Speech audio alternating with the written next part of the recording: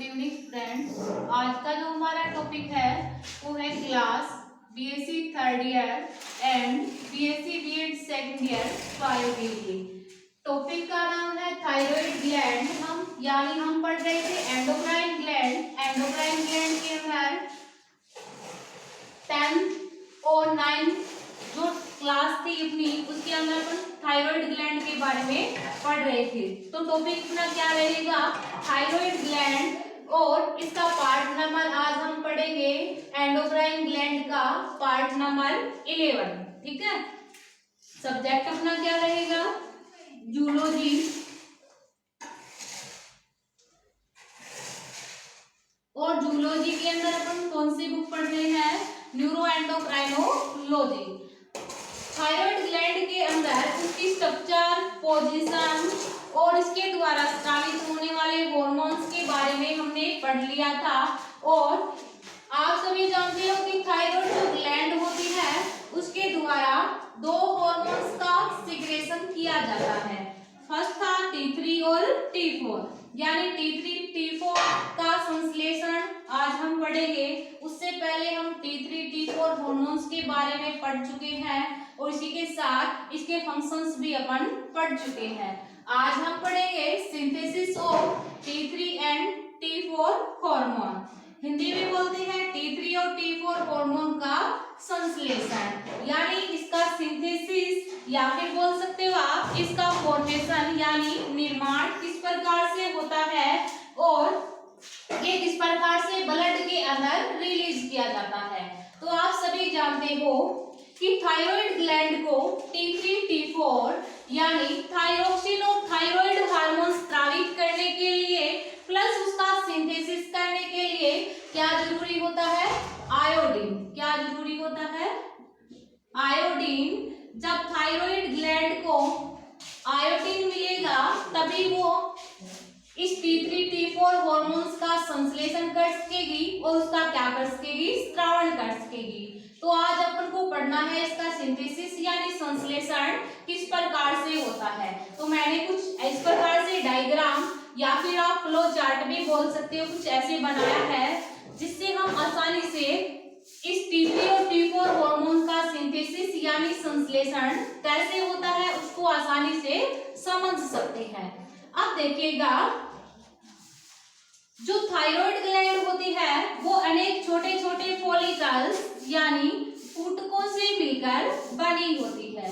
First of आप ये ध्यान रखिएगा, हमने internal structure of thyroid gland पढ़ी थी, उसके अंदर आपको बताया गया था कि थायराइड ग्लैंड जो होती है वो इस प्रकार से अनेक छोटे छोटे फॉलिकल्स यानी ऊतकों से मिलकर बनी होती है।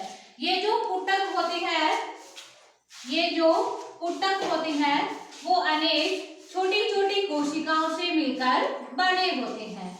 इन कोशिकाओं के द्वारा हार्मोन्स का संश्लेषण प्लस उसका क्या किया जाता है, स्रावण किया जाता है।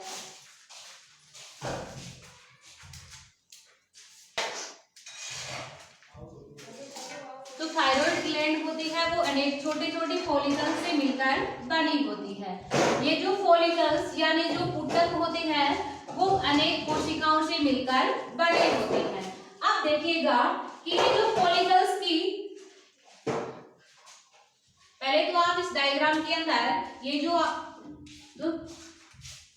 जो डायग्राम बनाया है उसके अंदर ये है फॉलिकल सेल यानी ऊतकीय कोशिकाएं, ये है ल्यूमेन ऑफ फॉलिकल्स यानी फॉलिकल्स की गुहा, और यहाँ पे ये दिखाया गया डैश डैश, ये क्या है, ब्लड यानी रक्त। अब देखिएगा, मैंने आपको बताया है कि थायराइड ग्लैंड अनेक छोटे छोटे फॉलिकल्स से मिलकर बनी है। फॉलिकल्स के अंदर यानी फॉलिकल्स किससे मिलकर बने होते हैं, फॉलिकुलर सेल से यानी ऊतकीय कोशिकाओं से मिलकर बने होते हैं। अब फर्स्ट ऑफ देखिएगा, फॉलिकल्स की जो कोशिकाएं होती है वो ब्लड से आयोडाइड ग्रहण करती है। ब्लड के अंदर क्या उपस्थित होता है, आयोडाइड। तो फॉलिकल्स की कोशिकाएं क्या ब्लड से क्या ग्रहण करती है, आयोडाइड ग्रहण करती है। अब देखिएगा, जैसे ही ये फॉलिकुलर सेल यानी ऊतकीय कोशिकाएं इस आयोडाइड को ग्रहण करती है, इस आयोडाइड को ग्रहण करने के पश्चात ये इस आयोडाइड को छोड़ती है ल्यूमेन यानी पुटक की कोशिका के अंदर इसको ट्रांसफर कर देती है। तो फर्स्ट पॉइंट यहीं से पढ़ना है कि फॉलिकुलर जो सेल होती है यानी पुटकीय कोशिकाएं ब्लड से क्या ग्रहण करती है, आयोडाइड ग्रहण करती है, और इस आयोडाइड को ग्रहण कर किसमें छोड़ती है, ल्यूमेन ऑफ फॉलिकल्स यानी इस पुटक की गुहा के अंदर छोड़ देती है। अब अपनी जो सिंथेसिस की जो क्रिया होगी वो यहीं से स्टार्ट होगी। अब जैसे भी फॉलिकुलर सेल यानी पुटकीय कोशिका ने इस आयोडाइड को किसमें छोड़ा, ल्यूमेन ऑफ फॉलिकल यानी पुटक की गुहा के अंदर छोड़ा, तो इस पुटक की गुहा के अंदर क्या प्रेजेंट है, पेरोक्सीडेज एंजाइम प्रेजेंट होता है। इस पेरोक्सीडेज एंजाइम की उपस्थिति में इस आयोडाइड का ऑक्सीडेशन होता है।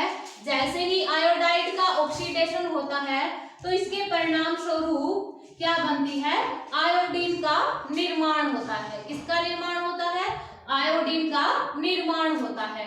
आपको ये भी पता होना चाहिए, यहाँ पे टीजीबी दिखाया गया है, टीजीबी की फुल फॉर्म क्या होगी, थायरोग्लोब्यूलिन। थायरोग्लोब्यूलिन,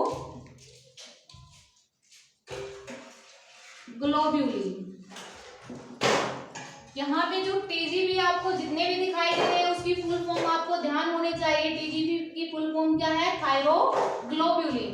अब देखिएगा कि फॉलिकल्स की जो गुहा होती है उसमें आयोडाइड का पेरोक्सीडेज एंजाइम की उपस्थिति में ऑक्सीडेशन होता है, जिसके परिणाम स्वरूप क्या बनता है, आयोडीन बनता है। अब जैसे ही आयोडीन बना, ये आयोडीन क्या करता है कि इस फॉलिकल्स में उपस्थित यानी फॉलिकल्स की जो ल्यूमेन है उसमें उपस्थित टीजीबी यानी थायरोग्लोब्यूलिन के टायरोसिन के साथ ज्वाइंट होता है। आयोडीन किसके साथ, टीजीबी के टायरोसिन के साथ जुड़ता है और जुड़कर के क्या बनाता है, अमाइटी।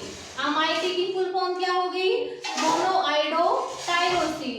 यानी जैसे ही आयोडीन टीजीबी के टायरोसिन के साथ जुड़ा वैसे ही किसका फॉर्मेशन हो गया, यानी किसका निर्माण हो गया, अमाइटी का निर्माण हो गया। अमाइटी की फुल फॉर्म क्या है, मोनोआइडो टायरोसिन। अब देखिएगा एक दो मॉलिक्यूल अमाइटी के आपस में जुड़ करके, अमाइटी के कितने मॉलिक्यूल जुड़ते हैं, दो मॉलिक्यूल। यानी जैसे ही अमाइटी के दो मॉलिक्यूल्स आपस में संयोजित होते हैं तो किसका निर्माण होता है, डीआईटी का। किसका निर्माण होता है, डीआईटी का। डीआईटी की फुल फॉर्म क्या होगी, डाईआइडो टायरोसिन। दोबारा से बोल देती हूँ, आयोडीन जो होता है वो टीजीबी के टायरोसिन के साथ ज्वाइंट होता है और किसका निर्माण करता है, अमाइटी यानी मोनोआइडो टायरोसिन का क्या करता है, निर्माण करता है। अब जैसे ही मोनोआइडो टायरोसिन का निर्माण हुआ तो मोनोआइडो टायरोसिन क्या करता है, दूसरे मोनोआइडो टायरोसिन के साथ जुड़ करके किसका निर्माण कर देता है, डीआईटी यानी डाईआइडो टायरोसिन का निर्माण कर देता है। अब देखिएगा इस प्रकार से बना हुआ अमाइटी और डीआईटी जैविक दृष्टि से इसका कोई इंपॉर्टेंस नहीं होता, यानी इसका बायोलॉजिकल नेचर से इनका कोई इंपॉर्टेंस नहीं होता।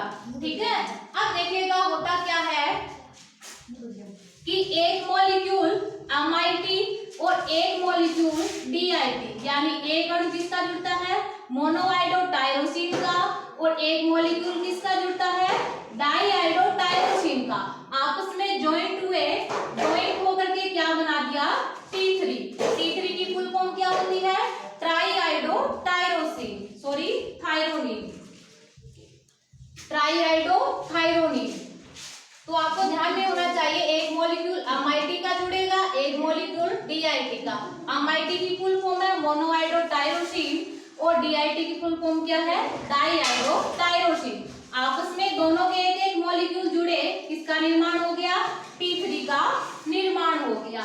फिर यही कंडीशन इसके अंदर होगी, दो मॉलिक्यूल किसके जुड़ेंगे, डीआईटी यानी डाईआइडो टायरोसिन के दो मॉलिक्यूल आपस में जुड़ करके यानी कॉन्जुगेटेड होकर के किसका निर्माण करते हैं, T4 का निर्माण करते हैं। ठीक है, अब देखिएगा इस प्रकार से बना हुआ T3 और T4 जो होता है उसको क्या कर लेती है, ये फॉलिकल्स की जो सेल होती है ये पिनोसाइटोसिस की क्रिया के द्वारा इसको ग्रहण कर लेती है। किसके द्वारा? पिनोसाइटोसिस।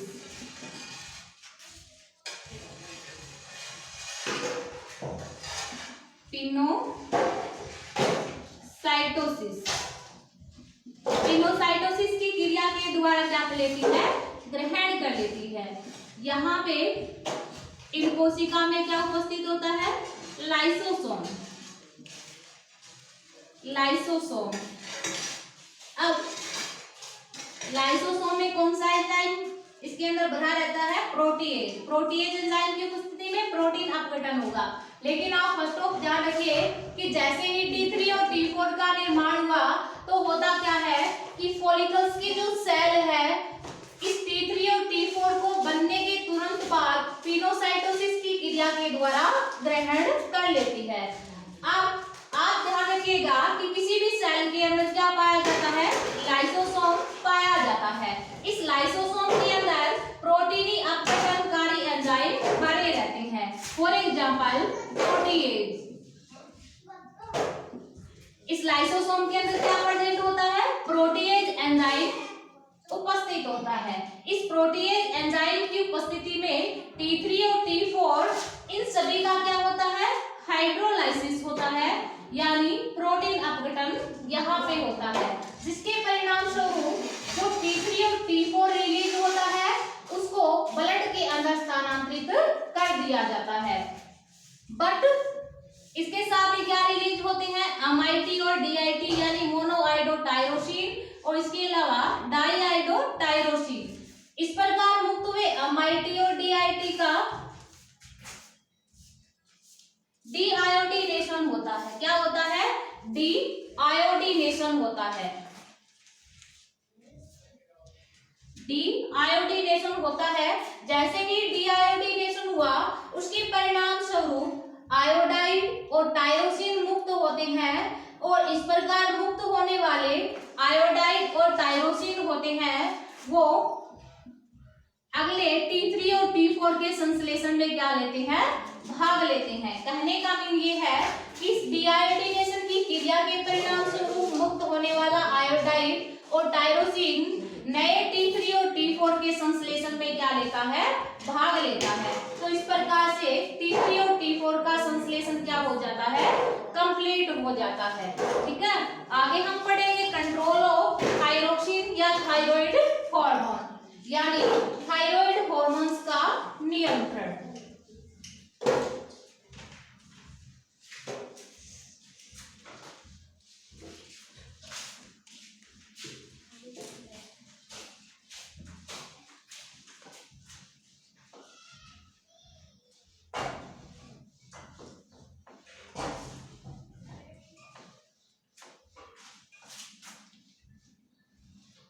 अगला जो नेक्स्ट पॉइंट है अपना थायराइड ग्लैंड के अंदर वो है कंट्रोल ऑफ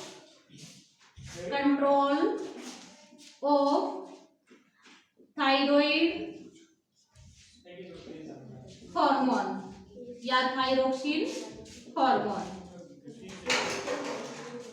थायराइड हार्मोन का नियंत्रण।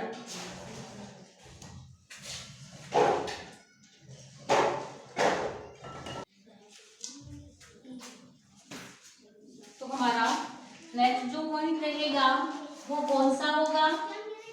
कंट्रोल ऑफ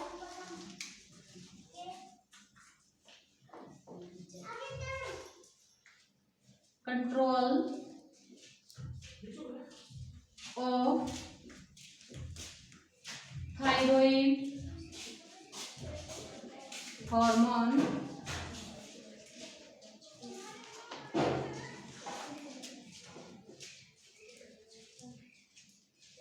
थायराइड हार्मोन का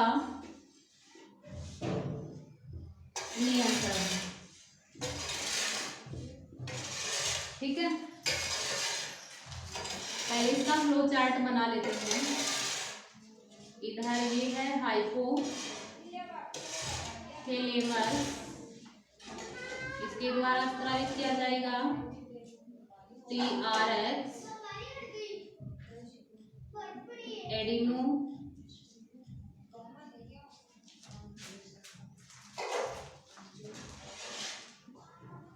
एडिनो हाइपोफाइसिस और इसके द्वारा स्रावित किया जाएगा TSH,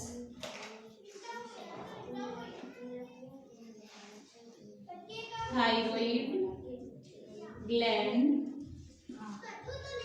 ग्लैंड के द्वारा थायरोक्सिन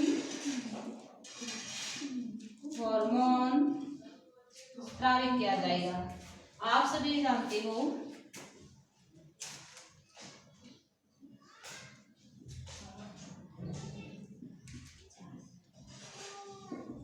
आयोडीन किसको जरूरी है? थायराइड ग्लैंड को। और जैसे ही थायरोक्सिन हार्मोन स्रावित हुआ तो ये क्या करता है, टिश्यू के अंदर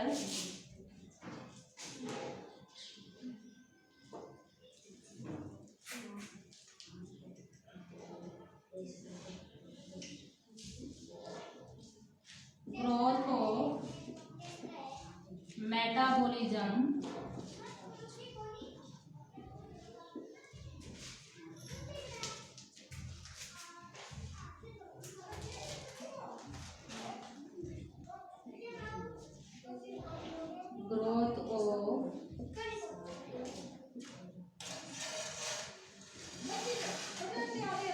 थायरोक्सिन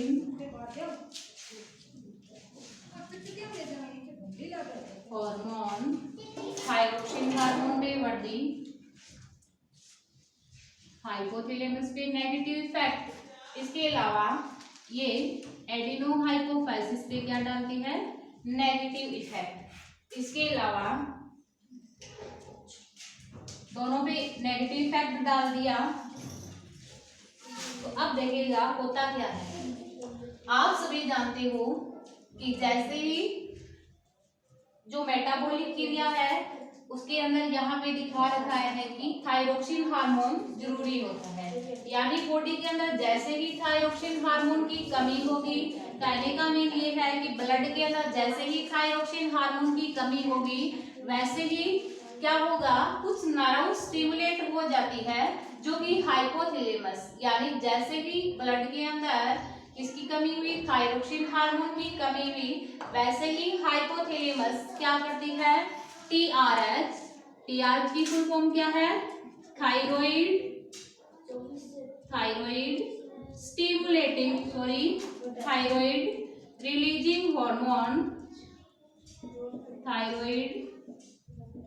रिलीजिंग हार्मोन, यानी जैसे ही हाइपोथैलेमस को संदेश मिला तो हाइपोथैलेमस क्या करती है, TRH यानी थायराइड रिलीजिंग हार्मोन का सिक्रेशन करती है। अब थायराइड रिलीजिंग जो हार्मोन होता है वो किसमें छोड़ा जाता है, एडिनो हाइपोफाइसिस में। अब जैसे ही एडिनो हाइपोफाइसिस के अंदर TRH यानी थायराइड रिलीजिंग हार्मोन्स पहुंचा तो यह एडिनो हाइपोफाइसिस की जो सेल्स होती है उसको TSH हार्मोन स्रावित करने के लिए क्या करता है, प्रेरित करता है। TSH की फुल फॉर्म क्या है, थायराइड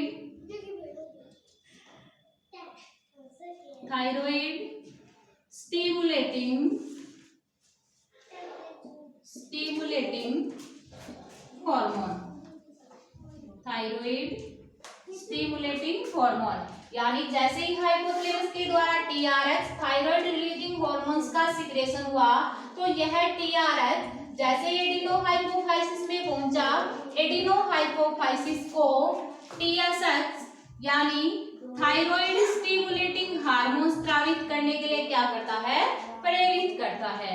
अब ये एडिनो हाइपोफाइसिस की जो सेल्स होती है वो TSH हार्मोन का स्रावण करना क्या करेगी, प्रारंभ कर देगी, किसकी उपस्थिति में, यानी किसके प्रभाव के कारण, TRH के प्रभाव के कारण। तो एडिनो हाइपोफाइसिस इस TSH हार्मोन को किसमें छोड़ती है, ब्लड के अंदर छोड़ती है। ब्लड इसको कहां तक पहुंचाता है, इस TSH हार्मोन के टारगेट ऑर्गन यानी इसको लक्ष्य अंग तक पहुंचाता है। तो आप सभी जानते हो TSH का टारगेट ऑर्गन यानी लक्ष्य अंग कौन है, थायराइड ग्लैंड।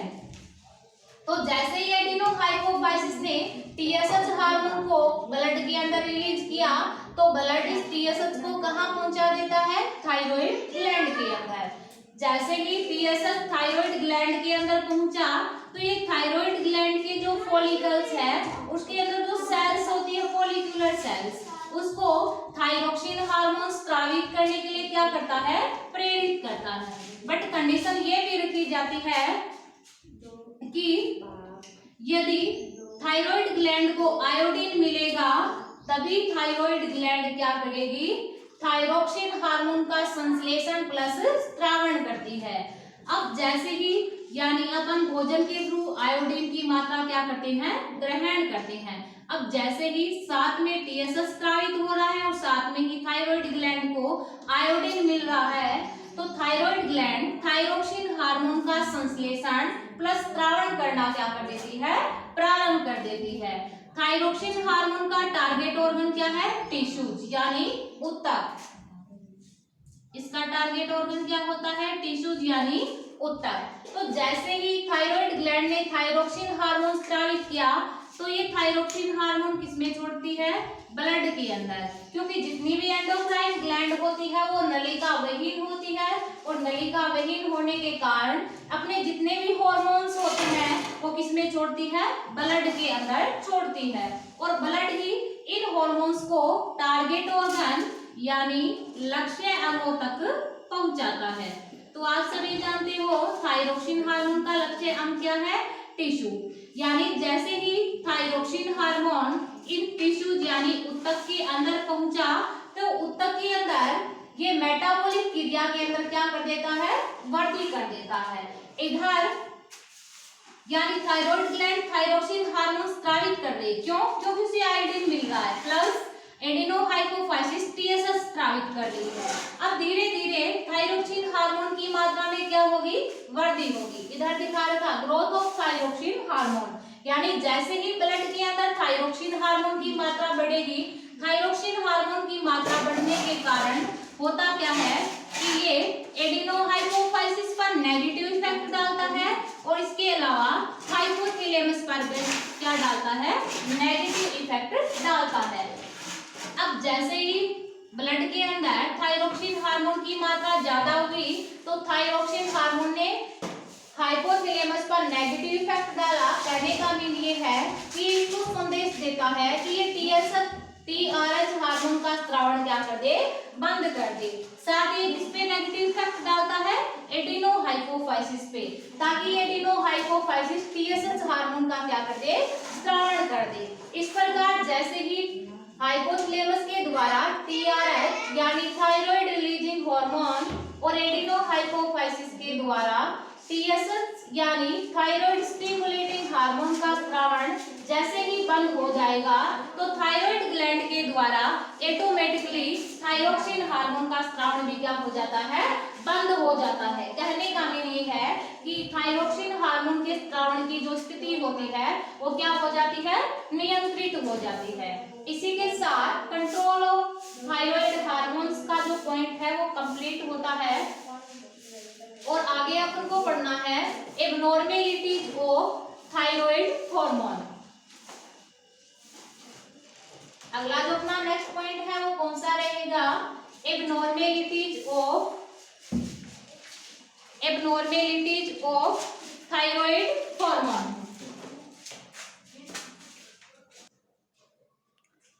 तो अगला जो अपना नेक्स्ट पॉइंट रहेगा वो कौन सा होगा, एबनॉर्मेलिटीज ऑफ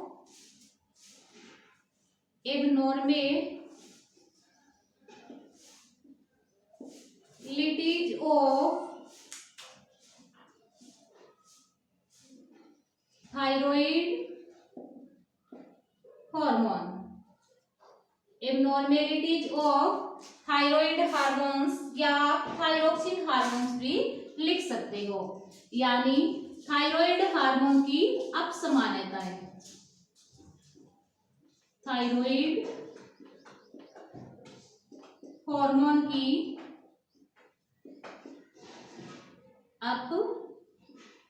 अपसमानताएं।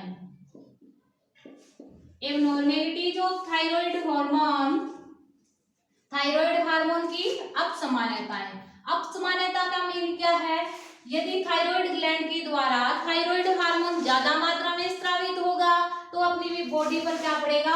इफेक्ट पड़ेगा, यानी हमारी बॉडी के अंदर विभिन्न प्रकार के क्या हो जाते हैं? रोग हो जाते हैं। और यदि थायराइड ग्लैंड के द्वारा थायराइड हार्मोन अधिक मात्रा में स्रावित होगा तो भी हमारी बॉडी में विभिन्न प्रकार के रोग हो जाएंगे, और यदि कम मात्रा में स्रावित होगा तो भी क्या होंगे? हमारी बॉडी के अंदर विभिन्न प्रकार के डिजीज हो जाते हैं।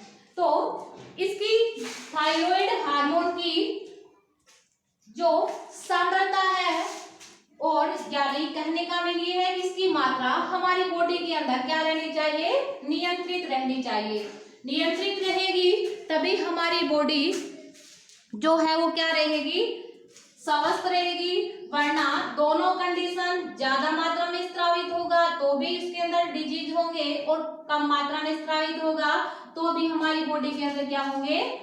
विभिन्न प्रकार के डिजीज उत्पन्न हो जाएंगे। तो थायराइड हार्मोन की दो एबनॉर्मेलिटीज होती है। एक होती है हाइपोथायरॉयडिज्म,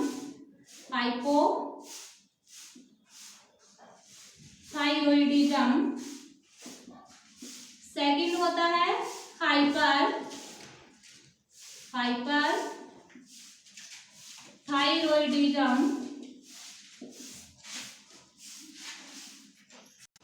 हाइपो का मीन आप सभी जानते हो। हाइपो का मीन क्या होता है? कम होता है। हाइपो का मीन क्या होता है?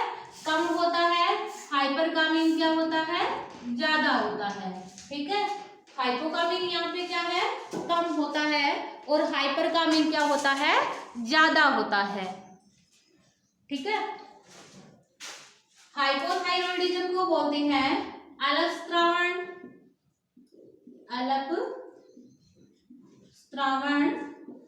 और हाइपरथायरॉयडिज्म का मीन है अतिस्रावन। तो थायराइड हार्मोन की दो एबनॉर्मेलिटीज है। फर्स्ट है हाइपोथायरॉयडिज्म, सेकंड है हाइपरथायरॉयडिज्म। हाइपो का मीन होता है कम, हाइपर का मीन होता है ज्यादा। आज के लिए बस इतना ही, आगे मिलेंगे नेक्स्ट क्लास के अंदर।